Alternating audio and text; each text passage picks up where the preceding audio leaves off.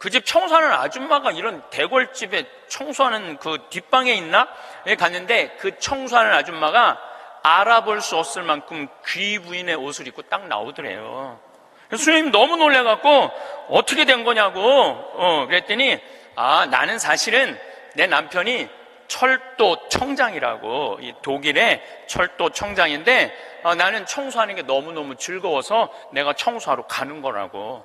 그러니까 자기 남편이 철도 청장이라도 자기가 청소하는 게 하나도 안 창피한 거예요. 우리나라 지금 철도 청장 부인이 지금 무슨 동방자애 학교 가갖고 청소하고 앉아있다고 그러면 그 월급 다 받는데, 그래갖고 그 월급 받아갖고 그 부인은 어떻게 하느냐면은 기부를 한대, 도네이션을 한대요. 자기 너무너무 즐겁다고. 그러니까 직업에 귀천이 없어요.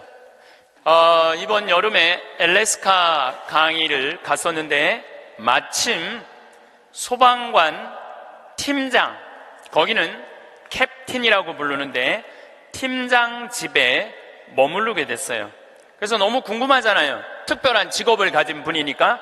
그리고 미국에서 인기 직업 1위는 소방관이에요.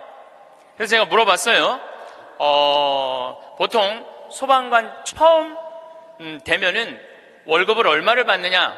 그랬더니 한 4천만 원 정도 받는데요, 연봉이.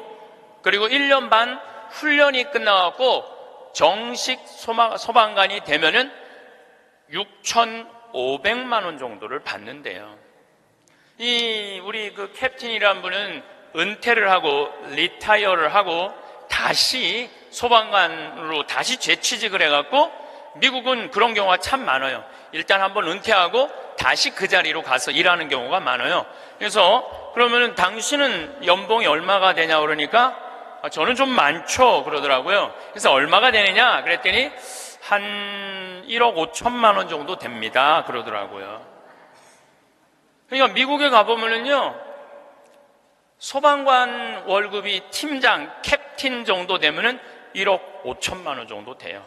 그리고 뉴욕 경찰, 뉴욕에 강의 갔을 때 내가 그런 거 궁금해 하잖아요. 얼마나 받나. 뉴욕 경찰은 연봉이 얼마냐 그러니까 뉴욕 경찰들은 경위 정도만 되면은, 경사 정도만 되면은 1억이 넘어간대요. 1억이. 그러니까 미국은 소방관, 경찰관, 군인들이 보통 한 5년 정도만 근무를 하면 1억이 넘어가요. 1억이. 우리 알래스카에서 내가 한 일주일 동안 그 집에서 지냈는데, 이 캡틴은 요트가 있어요, 집에. 요트. 그리고 그 캠핑카 있죠? 차 안에 침대도 있고 음식도 해 먹을 수 있는 캠핑카도 있고. 그래서 나하고 동갑이에요. 또 그 친구가 신부님 여행 가자 그래서 정말로 요트도 타보고 캠핑카도 타보고, 우리나라의 소방장 정도, 팀장 정도인데 그렇게 행복하게 잘 살고 있더라고요. 근데 우리나라 소방관은 정식적으로 소방관 합격을 해갖고 임명을 받으면은 첫 월급이 얼마냐면은 140만 원이에요.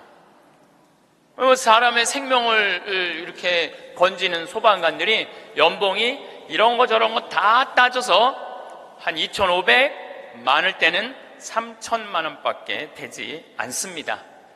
우리는 직업에 귀천이 없다고 이야기합니다.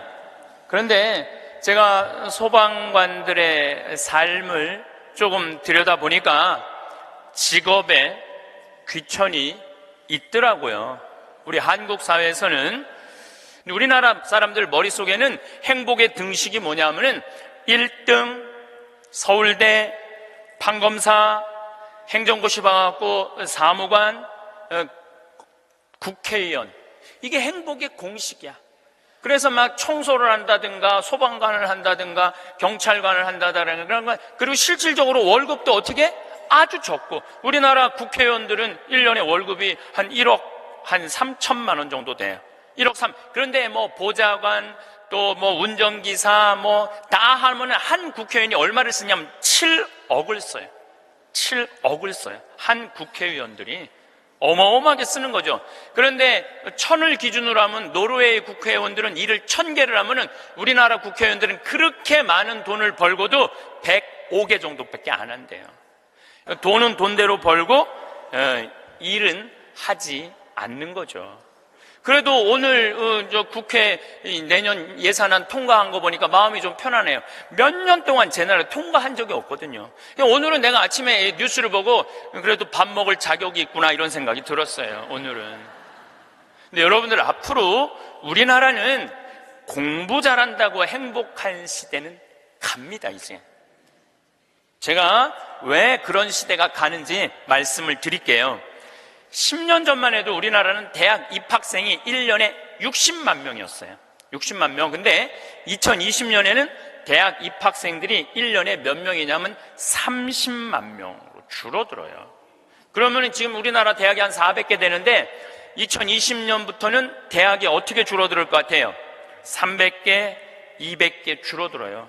그럼 공부 잘해갖고 교수한 분들 다 어디 갈 것 같아요?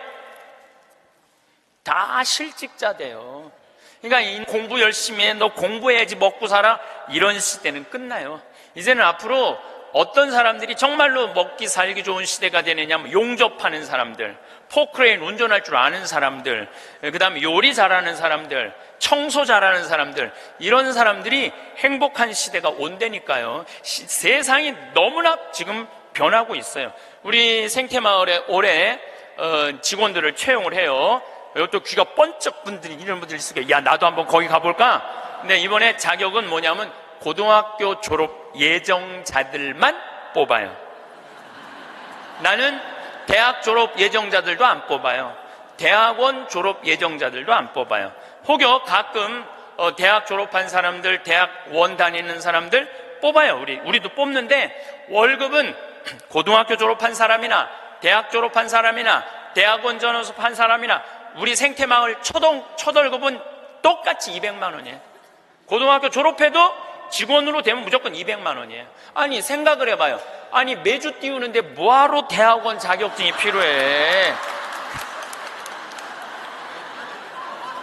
아니, 배추 심는데 뭐하러 대학 졸업한 사람이 필요해요? 우리 생태마을에 필요한 사람은 어떤 사람이 필요하냐 하면 성실한 사람, 성격 좋은 사람, 이런 사람이 필요해요. 그리고 뭐 우리 생태마을에 지금 다녀간 사람이 100명도 넘죠. 우리 직원이 지금 한 40명 되니까 많이 바뀌어요.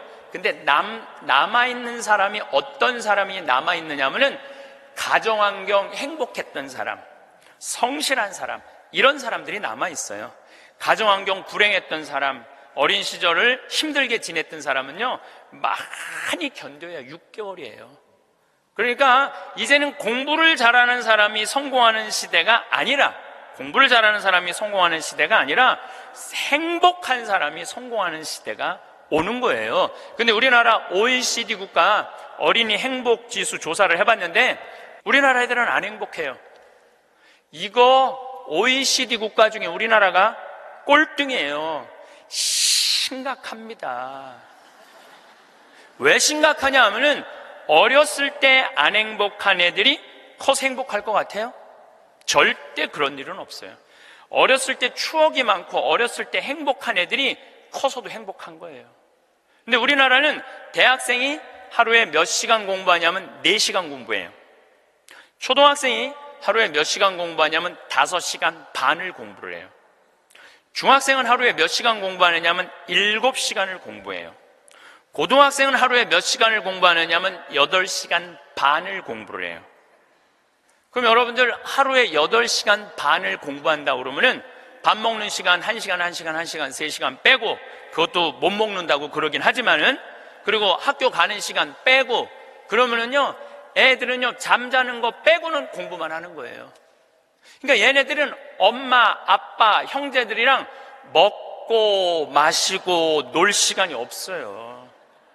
제가 지난 시간에도 말씀드렸지만은 이 세상에 가장 중요한 일은 뭐냐면은 먹고 마시고 노는 일이에요.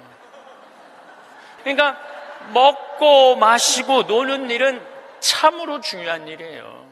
그럴 때 추억이 많은 거예요. 근데 우리나라 초등학교, 중고등학교 아이들은 엄마 아빠랑 먹고 마시고 놀 일이 없어요. 그러니까 커서도 엄마 아빠하고 추억이 하나도 없는 거예요. 행복했던 순간도 없고. 미국 애들은, 초등학교 애들이, 우리나라 애들은 5시간 반 공부하는데 미국 애들은 초등학교 애들이 하루에 몇 시간 공부하느냐면 2시간 반 공부해요. 그러니까 이거는 공부하는 흉내만 내는 거야. 그 얘네들은 계속 먹고 마시고 노는 거예요. 계속. 제가 미국 강의를 가보면은요, 얘네들이 하는 거는 정말로 먹고 마시고 노는 일이에요. 유럽, 북유럽 애들은 말할 것도 없고 학교 가서도 계속 놀아요. 그런데 수학 점수가, 수학 시험을 보는데 누가 더 잘 보느냐면은 핀란드 애들이 훨씬 잘 본다는 거예요. 이게 무슨 얘기냐면 여러분들이 자녀들 학원 보내는 거 다 쓸데없는 데다 보내고 있는 거예요. 그 시간에 애들이 학원 가서 뭐 할 것 같아요? 휴대폰 갖고요, 게임하고 친구들하고 노는 거예요. 그 시간에 애들 학원 가 있다고 여러분들이 그걸 교육이라고 생각하는 이 대한민국이 불행한 거죠. 그 시간에 엄마 아빠랑 맛있는 음식 만들어 먹고 손잡고 소풍 다니고 눈 바라보고 같이 놀았다면은 걔네들은 건강하게 살았을 거예요. 근데 엄마 아빠하고 그랬던 적이 하나도 없어. 여러분들, 사람이 커서요, 어렸을 때 가장 기억에 많이 남는 게 뭔지 아세요? 엄마가 맛있는 음식 해줬던 거. 이게 가장 기억에 많이 남는데요.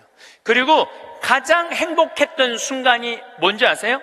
엄마가 맛있는 거 해준 거 너무 맛있게 먹은 거. 그게 가장 행복한 순간이래요. 근데 우리나라 대한민국의 청소년들은 엄마가 맛있는 거 해준 거 먹은 기억이 없어요. 학교 다니느냐고. 그러니까 애들이 행복하지 않은 거죠. 나하고 같이 일을 하는 수녀님이 20년 전에 독일에서 유학을 했는데 심리학과 여자 교수가 있었는데 퇴근할 때 보니까 운전기사랑 퇴근을 하더래요. 그래서 어떻게 운전기사랑 퇴근을 맨날 하느냐고. 저 사람 내 남편이라고. 심리학 교수면은 20년 전만 해도, 우리 지금도 심리학 쪽 공부를 했다 그러면은 사회적으로 최고의 직종인데, 아니, 당신은 교수고 심리학 교수고 의사인데도 이렇게 대단한데 어떻게 저렇게 남편이 운전기사인데 창피하지 않느냐고. 아무 문제 없다고. 우리 남편은 저 운전하는 걸 너무너무 좋아한다고. 그러니까 이 사람들은 자기가 교수고 남편이 운전기사라도 그 운전기사라는 것 자체가 하나도 안 창피한 거예요. 근데 우리나라 만약에 아내가 대학 교수인데 남편이 노란 학원차 운전하고 다니면은 창피할 것 같아요? 안 창피할 것 같아요? 우리 뭐라 그럴까? 당신 관도 그냥 내 얼굴로 그냥 살아. 아마 분명히 그럴 거예요. 우리나라는요, 머릿속에 직업에 귀천이 있는 나라예요. 그래갖고 수녀님이 너무 놀래니까 거기서 한 가지 더 내가 너무 놀래니까 수녀님이 더 놀라운 일이 있다고. 우리 장애시설에 청소하는 아줌마가 있었대요. 맨날 와서 창문 닦고 아주 즐겁게 노래도 하고. 근데 하루는 동양 수녀님이니까 수녀님 우리 집에 초대하고 싶다고. 그래서 그 청소하는 아줌마 집에 갔대요. 갔는데 집이 대궐처럼 으리으리하더래요. 근데 딱 나오는데 그 집 청소하는 아줌마가 이런 대궐집에 청소하는 그 뒷방에 있나? 갔는데 그 청소하는 아줌마가 알아볼 수 없을 만큼 귀 부인의 옷을 입고 딱 나오더래요. 그래서 수녀님 너무 놀래갖고 어떻게 된 거냐고 그랬더니 나는 사실은 내 남편이 철도 청장이라고, 이 독일의 철도 청장인데 나는 청소하는 게 너무너무 즐거워서 내가 청소하러 가는 거라고. 그러니까 자기 남편이 철도 청장이라도 자기가 청소하는 게 하나도 안 창피한 거예요. 우리나라 지금 철도 청장 부인이 지금 무슨 동방자애 학교 가갖고 청소하고 앉아있다고 그러면 그 월급 다 받는데, 그래갖고 그 월급 받아갖고 그 부인은 어떻게 하느냐면은 기부를 한대, 도네이션을 한대요. 자기 너무너무 즐겁다고. 그러니까 직업에 귀천이 없어요. 이번 여름에 엘래스카 강의를 갔었는데 마침 소방관 팀장, 거기는 캡틴이라고 부르는데 팀장 집에 머무르게 됐어요. 그래서 너무 궁금하잖아요. 특별한 직업을 가진 분이니까. 그리고 미국에서 인기 직업 1위는 소방관이에요. 그래서 제가 물어봤어요. 보통 소방관 처음 되면은 월급을 얼마를 받느냐? 그랬더니 한 4천만 원 정도 받는데요. 연봉이. 그리고 1년 반 훈련이 끝나갖고 정식 소방관이 되면은 6,500만 원 정도를 받는데요. 우리 그 캡틴이라는 분은 은퇴를 하고 리타이어를 하고 다시 소방관으로 다시 재취직을 해갖고 미국은 그런 경우가 참 많아요. 일단 한번 은퇴하고 다시 그 자리로 가서 일하는 경우가 많아요. 그래서 그러면은 당신은 연봉이 얼마가 되냐 그러니까 저는 좀 많죠 그러더라고요. 그래서 얼마가 되느냐 그랬더니 한 1억 5천만 원 정도 됩니다 그러더라고요. 그러니까 미국에 가보면은요, 소방관 월급이 팀장, 캡틴 정도 되면은 1억 5천만 원 정도 돼요. 그리고 뉴욕 경찰, 뉴욕에 강의 갔을 때 내가 그런 거 궁금해 하잖아요. 얼마나 받나. 뉴욕 경찰은 연봉이 얼마냐 그러니까 뉴욕 경찰들은 경위 정도만 되면은, 경사 정도만 되면은 1억이 넘어간대요. 1억이. 그러니까 미국은 소방관, 경찰관, 군인들이 보통 한 5년 정도만 근무를 하면 1억이 넘어가요. 1억이. 우리 알래스카에서 내가 한 일주일 동안 그 집에서 지냈는데 이 캡틴은 요트가 있어요, 집에. 요트. 그리고 그 캠핑카 있죠? 차 안에 침대도 있고 음식도 해 먹을 수 있는 캠핑카도 있고. 그래서 나하고 동갑이에요. 또 그 친구가 신부님 여행 가자 그래서 정말로 요트도 타보고 캠핑카도 타보고 우리나라의 소방장 정도, 팀장 정도인데 그렇게 행복하게 잘 살고 있더라고요. 근데 우리나라 소방관은 정식적으로 소방관 합격을 해갖고 임명을 받으면은 첫 월급이 얼마냐면은 140만 원이에요. 사람의 생명을 이렇게 건지는 소방관들이 연봉이 이런 거 저런 거 다 따져서 한 2,500, 많을 때는 3천만 원밖에 되지 않습니다. 우리는 직업에 귀천이 없다고 이야기합니다. 그런데 제가 소방관들의 삶을 조금 들여다보니까 직업에 귀천이 있더라고요. 우리 한국 사회에서는 우리나라 사람들 머릿속에는 행복의 등식이 뭐냐면은 1등, 서울대, 판검사, 행정고시 봐갖고 사무관, 국회의원. 이게 행복의 공식이야. 그래서 막 청소를 한다든가 소방관을 한다든가 경찰관을 한다든가 그런 거. 그리고 실질적으로 월급도 어떻게? 아주 적고 우리나라 국회의원들은 1년에 월급이 한 1억 한 3천만 원 정도 돼요. 1억 3. 그런데 뭐 보좌관 또 뭐 운전기사 뭐 다 하면 한 국회의원이 얼마를 쓰냐면 7억을 써요. 7억을 써요. 한 국회의원들이 어마어마하게 쓰는 거죠. 그런데 1000을 기준으로 하면 노르웨이 국회의원들은 일을 1000개를 하면은 우리나라 국회의원들은 그렇게 많은 돈을 벌고도 105개 정도밖에 안 한대요. 돈은 돈대로 벌고 일은 하지 않는 거죠. 그래도 오늘 저 국회 내년 예산안 통과한 거 보니까 마음이 좀 편하네요. 몇 년 동안 제 나라 통과한 적이 없거든요. 오늘은 내가 아침에 뉴스를 보고 그래도 밥 먹을 자격이 있구나 이런 생각이 들었어요. 오늘은. 근데 여러분들 앞으로 우리나라는 공부 잘한다고 행복한 시대는 갑니다. 이제 제가 왜 그런 시대가 가는지 말씀을 드릴게요. 10년 전만 해도 우리나라는 대학 입학생이 1년에 60만 명이었어요. 60만 명. 근데 2020년에는 대학 입학생들이 1년에 몇 명이냐면 30만 명으로 줄어들어요. 그러면 지금 우리나라 대학이 한 400개 되는데 2020년부터는 대학이 어떻게 줄어들 것 같아요? 300개, 200개 줄어들어요. 그럼 공부 잘해갖고 교수한 분들 다 어디 갈 것 같아요? 다 실직자 돼요. 그러니까 이 공부 열심히 해, 너 공부해야지 먹고 살아, 이런 시대는 끝나요.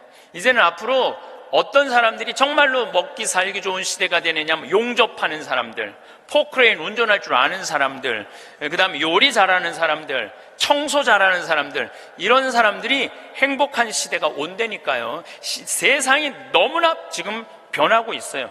우리 생태마을에 올해 직원들을 채용을 해요. 또 귀가 번쩍 분들이 이런 분들이 있을 거예요. 야, 나도 한번 거기 가볼까? 근데 이번에 자격은 뭐냐면 고등학교 졸업 예정자들만 뽑아요. 나는 대학 졸업 예정자들도 안 뽑아요. 대학원 졸업 예정자들도 안 뽑아요. 혹여 가끔 대학 졸업한 사람들, 대학원 다니는 사람들 뽑아요. 우리도 뽑는데 월급은 고등학교 졸업한 사람이나 대학 졸업한 사람이나 대학원 졸업한 사람이나 우리 생태마을 첫 월급은 똑같이 200만 원이에요. 고등학교 졸업해도 직원으로 되면 무조건 200만 원이에요. 아니 생각을 해봐요. 아니 매주 띄우는데 뭐하러 대학원 자격증이 필요해? 아니 배추 심는데 뭐하러 대학 졸업한 사람이 필요해요? 우리 생태마을에 필요한 사람은 어떤 사람이 필요하냐 하면 성실한 사람, 성격 좋은 사람, 이런 사람이 필요해요.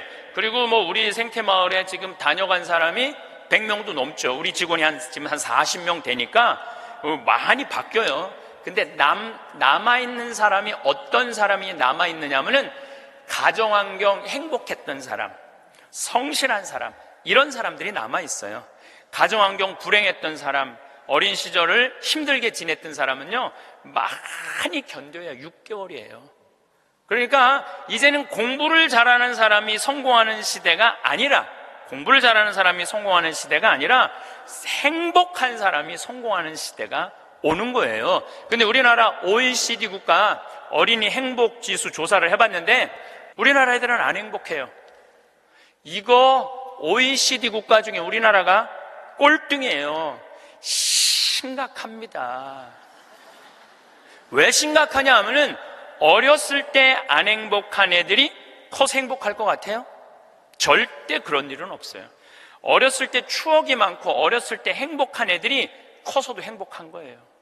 근데 우리나라는 대학생이 하루에 몇 시간 공부하냐면 4시간 공부해요. 초등학생이 하루에 몇 시간 공부하냐면 5시간 반을 공부를 해요. 중학생은 하루에 몇 시간 공부하느냐면 7시간을 공부해요. 고등학생은 하루에 몇 시간을 공부하느냐면 8시간 반을 공부를 해요. 그럼 여러분들 하루에 8시간 반을 공부한다 그러면은 밥 먹는 시간 1시간, 1시간, 1시간, 3시간 빼고, 그것도 못 먹는다고 그러긴 하지만은, 그리고 학교 가는 시간 빼고, 그러면은요 애들은요 잠자는 거 빼고는 공부만 하는 거예요. 그러니까 얘네들은 엄마, 아빠, 형제들이랑 먹고 마시고 놀 시간이 없어요. 제가 지난 시간에도 말씀드렸지만은 이 세상에 가장 중요한 일은 뭐냐면은 먹고 마시고 노는 일이에요. 그러니까 먹고 마시고 노는 일은 참으로 중요한 일이에요. 그럴 때 추억이 많은 거예요. 근데 우리나라 초등학교, 중고등학교 아이들은 엄마, 아빠랑 먹고 마시고 놀 일이 없어요. 그러니까 커서도 엄마, 아빠하고 추억이 하나도 없는 거예요. 행복했던 순간도 없고. 미국 애들은, 초등학교 애들이, 우리나라 애들은 5시간 반 공부하는데 미국 애들은 초등학교 애들이 하루에 몇 시간 공부하느냐면 2시간 반 공부해요. 그러니까 이거는 공부하는 흉내만 내는 거야. 그 얘네들은 계속 먹고 마시고 노는 거예요. 계속. 제가 미국 강의를 가보면은요, 얘네들이 하는 거는 정말로 먹고 마시고 노는 일이에요. 유럽, 북유럽 애들은 말할 것도 없고 학교 가서도 계속 놀아요. 그런데 수학 점수가, 수학 시험을 보는데 누가 더 잘 보느냐면은 핀란드 애들이 훨씬 잘 본다는 거예요. 이게 무슨 얘기냐면 여러분들이 자녀들 학원 보내는 거 다 쓸데없는 데다 보내고 있는 거예요. 그 시간에 애들이 학원 가서 뭐 할 것 같아요? 휴대폰 갖고요 게임하고 친구들하고 노는 거예요. 그 시간에 애들 학원 가 있다고 여러분들이 그걸 교육이라고 생각하는 이 대한민국이 불행한 거죠. 그 시간에 엄마 아빠랑 맛있는 음식 만들어 먹고 손잡고 소풍 다니고 눈 바라보고 같이 놀았다면은 걔네들은 건강하게 살았을 거예요. 근데 엄마 아빠하고 그랬던 적이 하나도 없어. 여러분들 사람이 커서요, 어렸을 때 가장 기억에 많이 남는 게 뭔지 아세요? 엄마가 맛있는 음식 해줬던 거. 이게 가장 기억에 많이 남는데요. 그리고 가장 행복했던 순간이 뭔지 아세요? 엄마가 맛있는 거 해준 거 너무 맛있게 먹은 거. 그게 가장 행복한 순간이래요. 근데 우리나라 대한민국의 청소년들은 엄마가 맛있는 거 해준 거 먹은 기억이 없어요. 학교 다니느냐고. 그러니까 애들이 행복하지 않은 거죠. 애들은 그냥 서울대학 가야 되니까 경쟁을 해야 돼. 서울대학 가야 돼. 놀 시간이 어딨어. 여러분들 토끼와 거북이 얘기 아세요? 이거 참 웃기지도 않는 얘기 여러분들이 알고 있는 거예요. 왜냐하면 토끼하고 거북이하고 시합을 했는데 어떻게 거북이가 이겨요? 말도 안 되잖아요. 말도 안 되는 얘기예요. 어떻게 거북이가 이겨요? 이렇게 발바닥도 땅바닥에 있고 이렇게 가는 거북이가 그냥 뛰어다니는 토끼를 어떻게 이겨요? 2000년 전 이솝우화 얘기예요. 그러니까 2000년 동안 사람들은 거북이가 빠른 줄 알고 있어, 사람들은. 근데 요즘 새로운 일이 벌어졌어요. 그 후손 토끼가 생각해보니까 너무 자존심 상하는 거야. 이 빠른 우리가 거북이한테 진다는 걸 모든 사람들이 알고 있다는 게 너무 웃기잖아요. 그래갖고 토끼가 거북이한테 도전장을 내요. 다시 시합하자. 2차전을 벌이자. 2차전을 벌이자. 그래갖고 거북이가 생각해보니까 니네들은 이 토끼들은 막 뛰어야 되기 때문에 심장이 너무 빨리 뛰기 때문에 쉬어야 돼. 그래서 얘네들은 반드시 뭐가 필요하냐면 토끼 잠이 필요해요. 토끼 잠을 자야 돼, 얘네들은. 그러니까 거북이는 믿는 구석이 있어. 너 또 토끼 잠 잘 거니까 시합해도 우리가 분명히 이길 것이다. 그래도 거북이가 생각해보니까 그래도 준비를 해야 될 것 같아. 그래서 거북이도 어떤 준비를 하냐면은 나도 토끼처럼 뒷다리를 똑바로 세우는 훈련을 이제 하기 시작한 거예요. 뒷다리를 세워갖고 내가 빨리 좀 가야 되겠다. 뒷다리. 그리고 생각해보니까 거북이한테 최고 치명은 뭐냐면 두꺼운 등딱지야. 그래서 등딱지를 가볍게 갈기 시작했어요. 병원 다니면서 나 좀 갈아줘라. 이거 좀 가볍게. 그래갖고 준비를 충분히 했어요. 드디어 2차전이 시작이 됐어요. 아니나 달라 토끼가 총알같이 뛰어나갔죠. 근데 거북이는 뒷다리를 이제 세워놨으니까 거북이도 만만치 않잖아요. 쫙 가면서 믿는 구석이 있어서 어떤 믿는 구석이 있었느냐면은 이제 분명히 저 나무 밑에서는 토끼 잠을 잘 것이다. 그래갖고 토끼가 딱 보니까 역시 멀리서 지가 뒷다리를 세워봤자지. 그래갖고 쫙 오는데 자도 될 것 같아. 딱 잠을 자면서 내가 1시간만 자야지, 2시간 잘 거야, 1시간만 자야지. 그런데 이제 거북이는 지나갔어. 지나가면서 네가 그러면 그렇지, 네가 토끼가 토끼 잠을 자야지. 딱 어느 정도 중간까지 갔는데 토끼가 깨어난 거예요.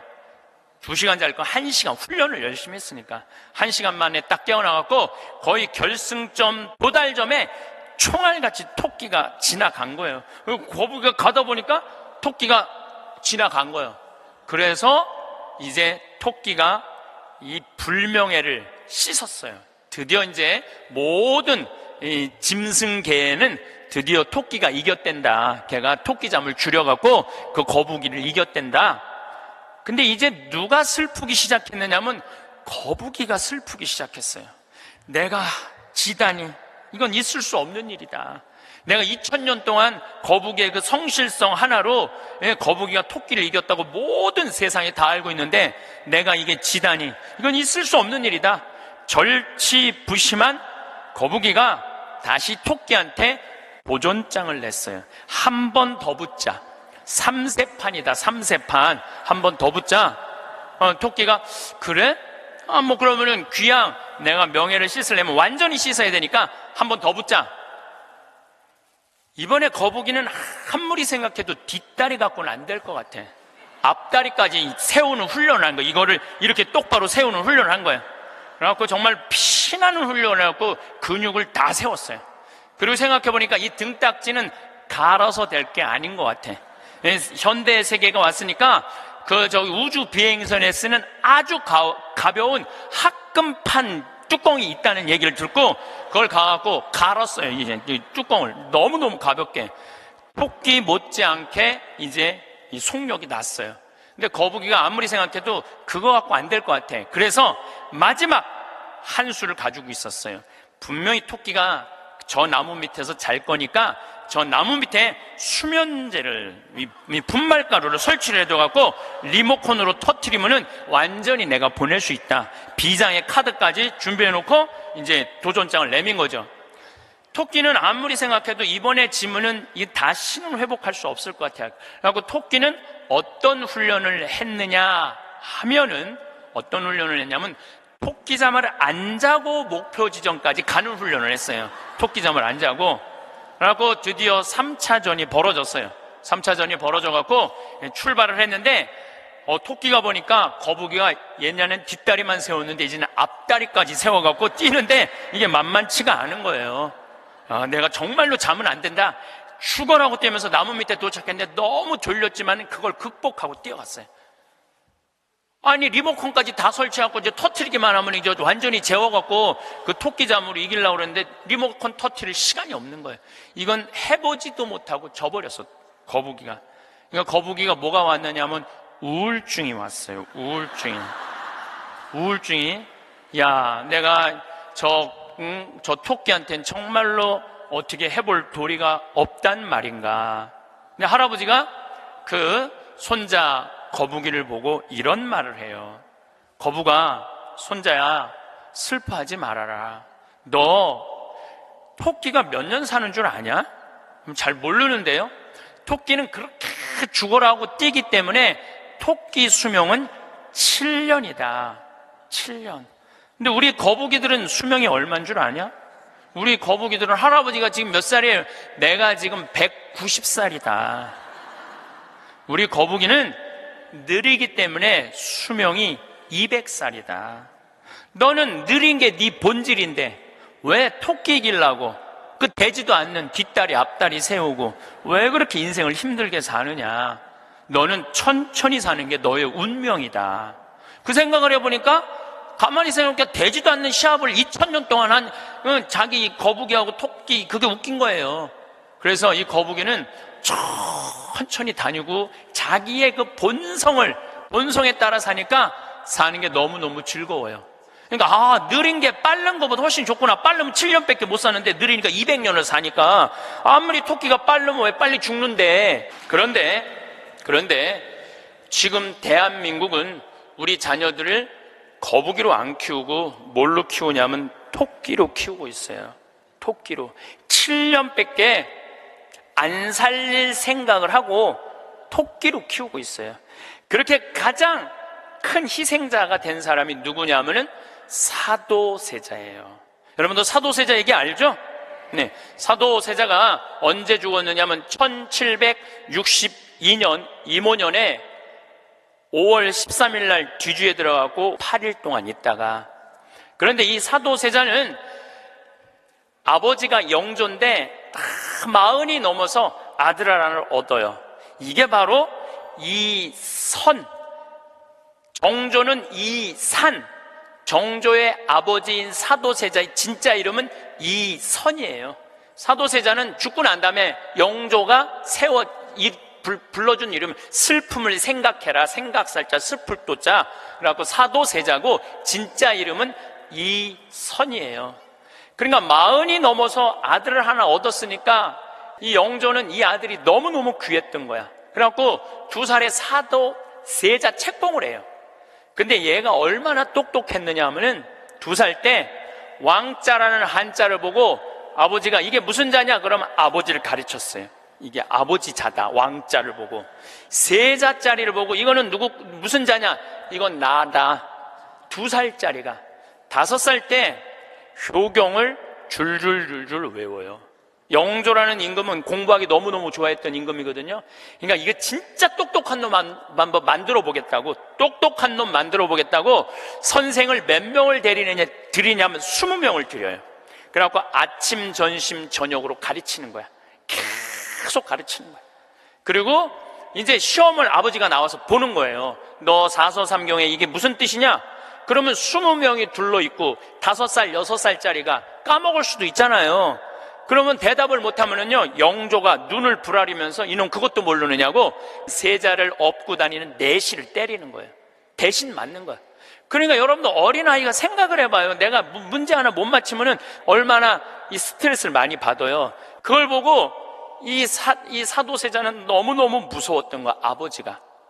그런데 딱 12살이 되면서 사도세자는 공부하기가 싫어요. 그래서 이때부터 책만 보면 머리가 지끈지끈 아픈 거예요. 그러니까 조기 교육의 최고의 희생자는 누구냐면은 사도세자예요. 그러니까 아버지는 공부를 가르치는데 아들은 공부하기가 싫은 거야. 그리고 얘가 키가 엄청나게 커요. 사도세자가 세자 그래갖고 나만큼 조그만 줄 아는데 키가 1m 막 80대고 청룡도를 휘두를 정도로 힘이 좋았다는 거. 관우가 청룡도를 휘두르고 그랬다는 거예요. 말도 잘 차고 화살도 잘 쏘고. 근데 아버지는 그게 너무너무 싫었던 거야. 그렇게 하는 게. 그래 아버지하고 점점 갈등을 일으키면서 나중에 무당하고도 살고 비구니 스님하고도 살고 도저히 아버지가 컨트롤할 수 없을 정도로, 엄마도 해경궁 홍씨도 자기 남편을 컨트롤할 수 없어요. 이게 사도세자의 슬픔이에요. 이게 조기 교육의 희생자예요. 조기 교육의 희생자. 그런데 이 사도세자도 내가 보기엔 딱 7년 만에 돌은 거야. 토끼처럼 7년 만에 돌은 거예요. 근데 여러분들도 초등학교 1학년 때부터 애들 어떻게 해요? 영조가 20명 선생 된 거나 여러분들이 학원 애들 10개, 12개 보내는 거나 다를 바 하나도 없어요. 그러면은 언제까지가 애들이 엄마가 시키는 대로 따라하느냐면 중학교 1학년 때까지는 딱 시켜요. 해요. 근데 딱 그 7년이 지나고 나면 애들 눈빛이 쫙 꺾어지기 시작해요. 네. 중학교 2학년만 되면은 눈빛이 싹 돌아가기 시작해요. 근데 여러분들 이게 웃을 일이 아니에요. 한둘이 아니에요. 참 많아요. 그럼 이때부터는 엄마도 컨트롤이 안 되는 거예요. 아버지도 컨트롤이 안 되는 거예요. 그리고 얘는 행복했던 순간이 하나도 없었던 거야. 행복했던 순간이 없기 때문에 이때부터는 엄마한테 소리 지르고 물건 던지고 자식이 무서워서 벌벌벌벌 떠는 부모들이 참 많습니다. 그럼 얘가 만드는 장본인이 누구예요? 엄마들이에요. 엄마들이 얘를 만드는 거예요. 이제 애가 이렇게 뛰고 저렇게 뛰면 나한테 데리고 와요. 그러면 얘네들 눈빛이 싹 돌아간 걸 내가 봐요. 그럼 상담을 해보잖아요. 그럼 걔네들이 나한테 하는 얘기가 자기는 초등학교 때 자기 자유시간이 하나도 없었다는 거예요. 자유시간 하나도 없이 엄마가 이 학원 가라면 저 학원 가고 저 학원 가고 저라고. 그래서 자기 미치겠다는 거예요. 막 속에서 불이 일어난다는 거예요. 불. 이 사도세자가 뭐라 하냐면 자기 속에서는 울화증이 일어났다. 울화증이. 만약에 영조가 사도세자가 그렇게 무기신식이라는 무에서도 편해요. 사도세자가 그만큼 똑똑한 사람이었고, 만약에 영조가 이 아들을 정말로 청룡도도 마음대로 하게 하고 창, 활, 말 다 잘 탔거든요. 그렇게 키웠다면은 우리나라는 광개토왕 대왕만큼 훌륭한 군주, 강력한 군주를 18세기에 모실 수 있었을 거야. 사도세자가 죽고 난 다음에 정조가 임금이 됐잖아요. 권력 기반이 취약했어요. 그 다음에 정조가 1800년에 죽고 순조, 헌종, 철종, 고종 다 7살, 10살, 18살, 17살짜리들이 왕 되면서 조선은 끝난 거예요. 여러분들도 지금 가만히 생각해봐요. 지금 내가 하나, 둘 가지고 있는 애 공부 그렇게 시켜갖고 미쳤어. 그렇게 미쳤어? 그러면요, 그 집안은요, 나중으로도 희망이 없는 집안이에요. 그리고 참 고치기 힘든 병이 뭔지 아세요?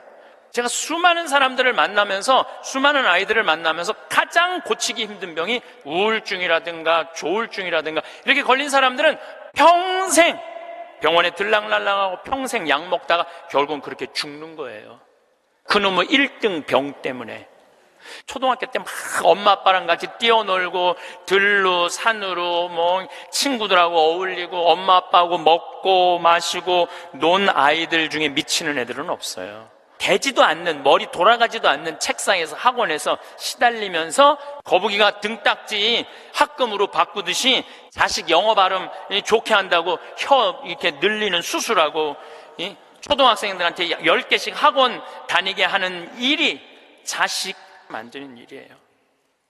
이렇게 얘기해요. 엄마, 나 왜 이렇게 공부해야 돼? 너 1살서부터 30살 때까지 열심히 공부해서 나중에 행복하게 하려고 그래. 나중에 행복한 건 없어요. 행복하려면 언제 행복해야 돼? 지금 행복해야 돼요. 지금 행복하지 않는 애는 나중에도 안 행복해요. 여러분들도 마찬가지입니다. 많은 분들이 나는 이제 아파트도 사놓고 애들 결혼도 시켜놓고 내가 이제 60살서부터 나중에 행복해야지. 그런 분은요, 떨커덕 오늘 아침에도 내가 나오면서 암 걸린 분 안수기도를 해주고 나왔는데 내 손에서 안 나와도 안수를 받고 싶다 그래서 내가 해주고 왔어요. 내 손에서 안 나와도 안수를 받고 싶다 그래서 해주고 나왔는데 자매님 보니까 굉장히 건강한데 무슨 암 말기래요. 대개 우리는요, 나중은 안 기다려요. 그러니까 행복하려면 언제 행복해야 돼? 지금 행복해야 돼. 지금 맛있는 거 사 먹으려면 언제 사 먹어? 지금 사 먹어야 돼. 나중에 사 먹지 말고. 경치 좋은 데 가려면 언제 가야 돼? 지금 가야 돼. 지금. 나중에 가지 말고. 근데 우리는 애들한테 이렇게 얘기한단 말이에요. 너 1살서부터 30살 때까지 고생해야지 나중에 행복하다는 거. 이제는 1살서부터 30살까지 공부 죽어라가 해도 행복한 시대는 갔어요. 이제 교수대도요, 일자리 치열합니다. 지금 변호사들, 노는 변호사들 수두룩하게 많습니다. 이제는 머리로 사는 애들이 행복한 세상이 오는 게 아니라 몸으로 사는 애들이 행복한 세상이 다가오고 있어요.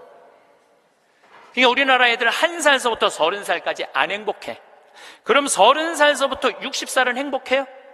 30살서부터 60살?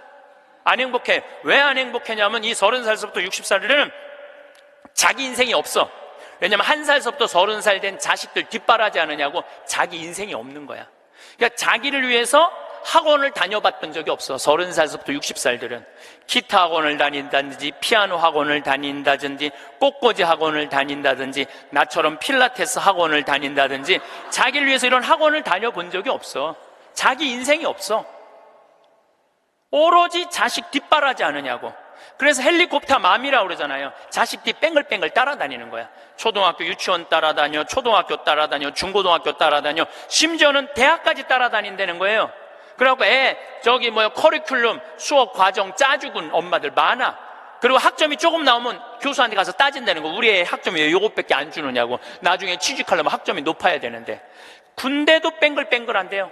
요즘 뭐 카카오톡이 돼갖고 엄마들이 애들 군대 생활을 볼 수 있대요. 그럼 애가 좀만 얼굴이 이상하면은 그 상사한테 그런대요. 왜 우리 애 얼굴이 이러느냐, 뭐가 문제가 있느냐. 그러니까 그 군대 가서도 엄마가 애를 책임져 주는 거야. 그래서 요새 군대 상사님들이요, 사병 돌보는 일보다 사병 엄마 돌보는 일이 더 바쁘대요. 심지어는 회사까지 따라다니는 거야.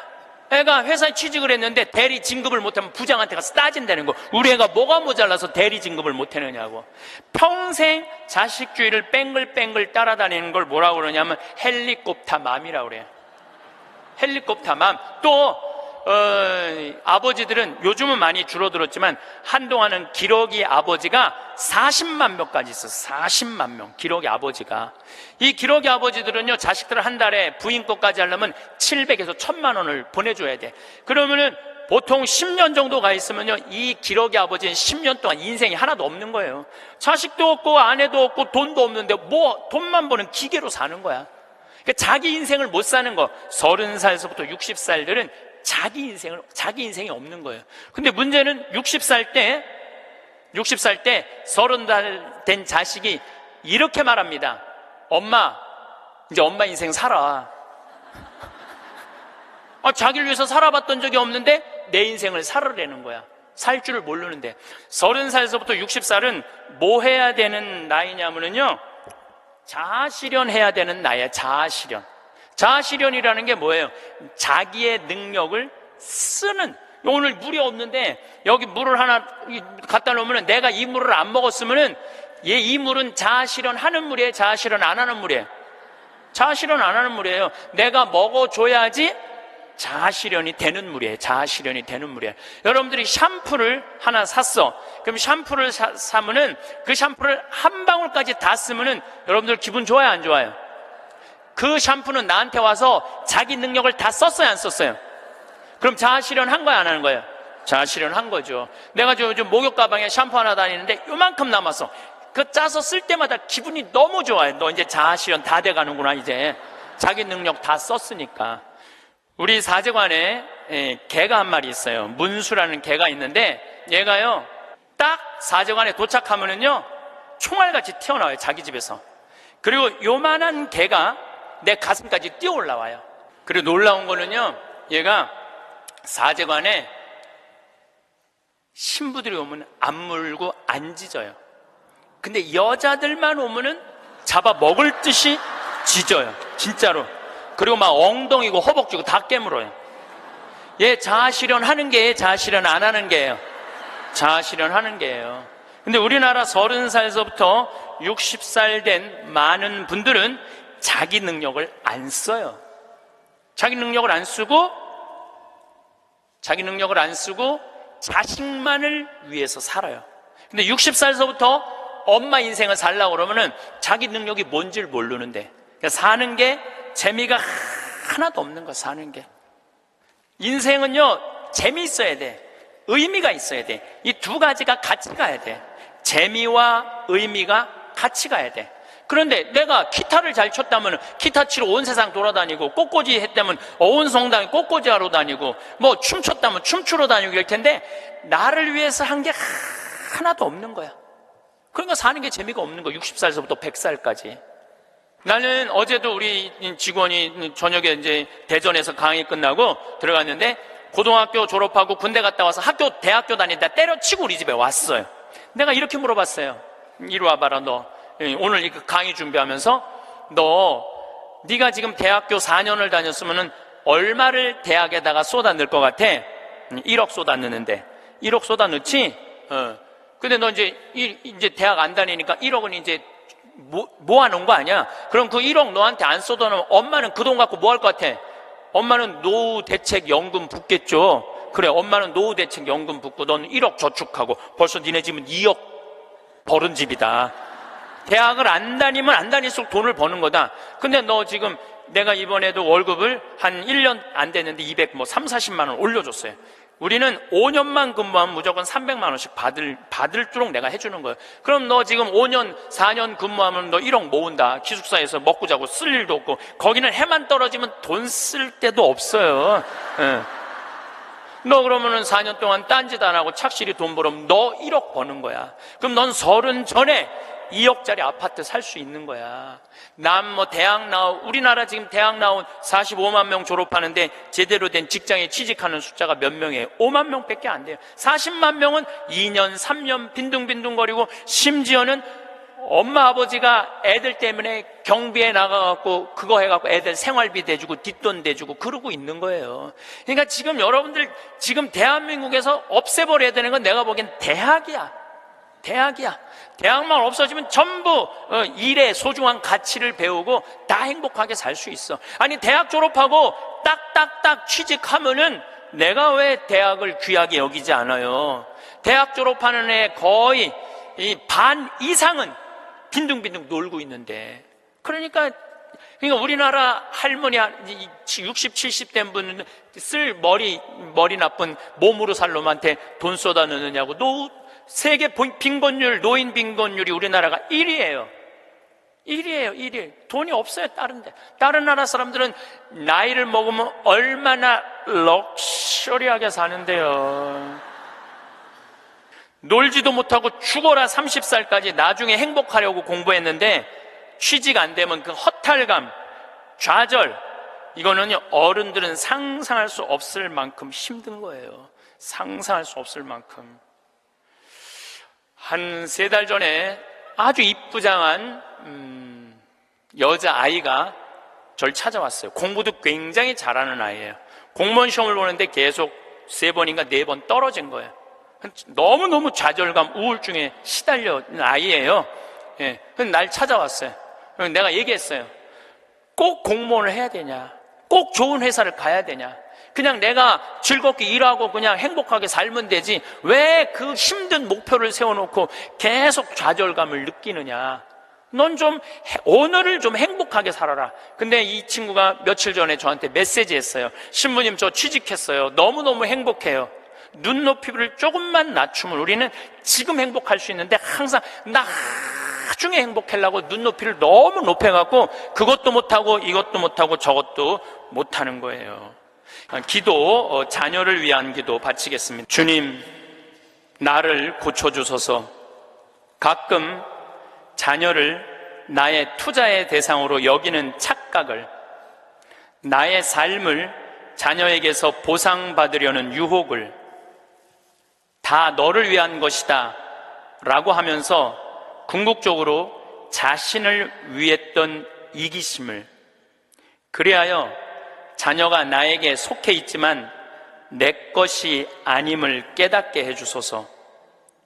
나로 하여금 부모로서의 권리보다는 의무로 자녀의 성장보다 내가 먼저 성숙해짐으로 그들을 훈계하게 하소서.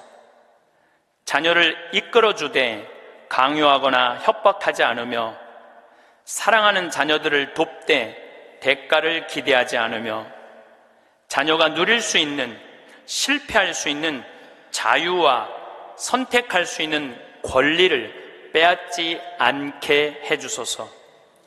자녀의 슬픔과 기쁨을 가볍게 취급하지 않으며 자녀의 성공과 실패를 과소평가하지 않고 자녀의 하찮은 질문에 진지하게 대답하게 하시고 사소한 행동 방식도 존중함으로 존경받는 어른이 되게 해주소서.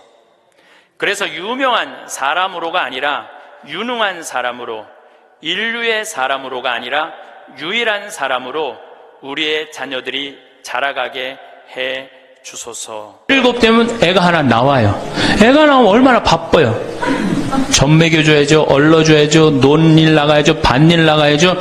우리는 어렸을 때 집에 누에를 키웠어요. 누에 뽕 먹여야죠. 얼마나 바빠요.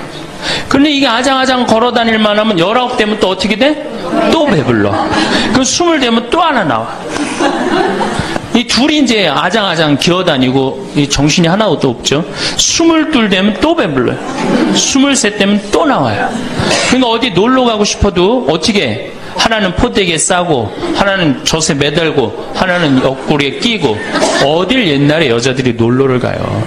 집 밖 동네 밖 꿈도 못 꿨습니다.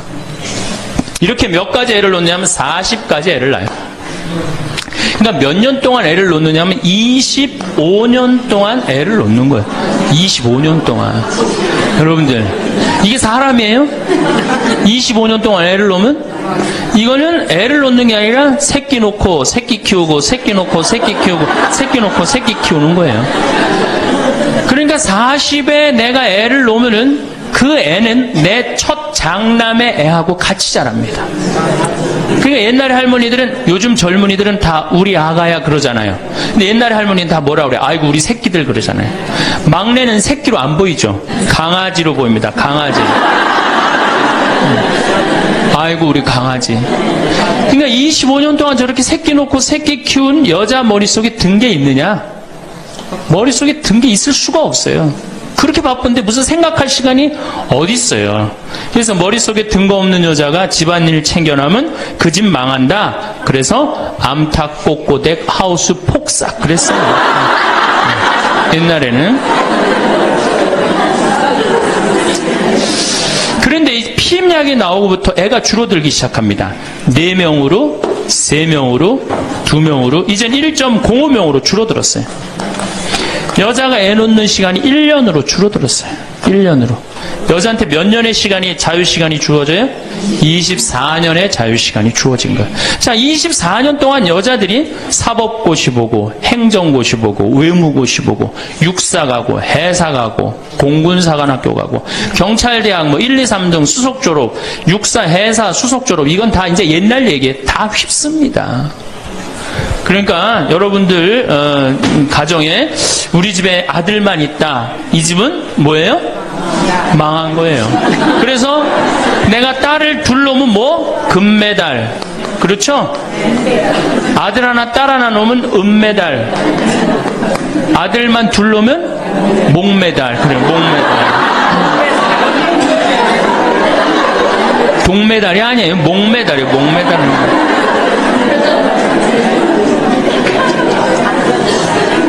그런데 문제는 이렇게 여자들이 살기 좋은 세상이 됐어요.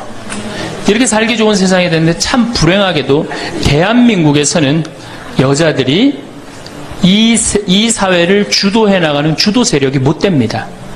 왜냐하면 16대 때 우리나라 여성 국회의원이 16명에서 300명 중에 5.4%, 17대 때는 39명, 300명 중에 그러니까 12%, 13%예요.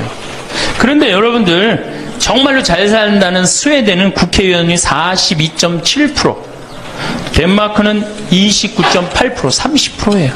그러니까 여성들이 사회에 진출해서 그 사회를 변화시키려고 굉장히 노력을 해요. 근데 우리나라 여성들은 사회가 뒤집어지든 엎어지든 지금 바로 여러분들 세대, 지금 30대, 40대, 50대 요 세대들은 관심이 없어요. 엎어지든 뒤집어지든. 지금 여러분들 우리나라 4급 공무원 100명 중에 여자 공무원이 몇 명인 줄 아세요? 딱 5명이에요. 그러니까 미국의 대사분이 우리나라에 이제 있다가 이제 미국에 가면서 한 신문의 칼럼에 글을 쓰고 갔어요. 대한민국 이상하다. 이렇게 여자들이 대학까지 나오는, 이렇게 많이 나오는 나라도 없다. 그런데 대학까지 나온 이 고급 인력이 시집만 가면 다 자기를 관둔다. 참 이상하다. 그래서 한국이 발전을 못하는 거예요. 그 인력이 어떻게 그대로 다 계속 사회를 위해서 노력을 해야 되거든요. 우리가 $10,000에서 $20,000로 넘어갈 때 여성의 사회 참여율이 모든 국가를 통계를 빼보니까 9% 정도 증가했대요. 여성들이 사회에 나가는 게. 우리나라는 1.6%. 사회 안 나가는 거예요. 왜 안 나가요? 두 가지 때문에 안 나갑니다. 이 두 가지, 이 병을 고치지 않는 한 우리나라는 선진국으로 가기도 힘들고 대한민국 정말 행복한 나라로 가기도 힘들어요. 첫 번째 뭐냐? 자식 교육. 여기에 미쳐 있어요. 요즘 내가 이렇게 방송을 보면은 정말로 정신없구나 이런 생각이 들어요. 두 번째로는 텔레비전. 이게 또 방송으로 나가겠지만 이 텔레비전님에 미쳐 있어요. 텔레비전. 이 두 가지 여자들이 완전히 미쳐서 사회에 건강한 세력이 되지 못하는 거예요. 그럼 자식 교육을 가만히 보면은 한번 보세요. 내가 이제 딱 아기를 가졌어. 임신을 했어. 요즘 젊은 엄마들이 임신을 딱 하면은 얼마나 이뻐요. 지금 이제 해도 나고 이제 조금 있으면 더 멋있어질 것 같은데 강도 예쁘고 산도 예쁘고 꽃도 예쁘고 하늘도 예쁘잖아요. 그럼 내가 세상에 태어나갖고 정말 이렇게 행복하게 살았으면 좋겠다 이런 생각하는 엄마들 거의 없어요.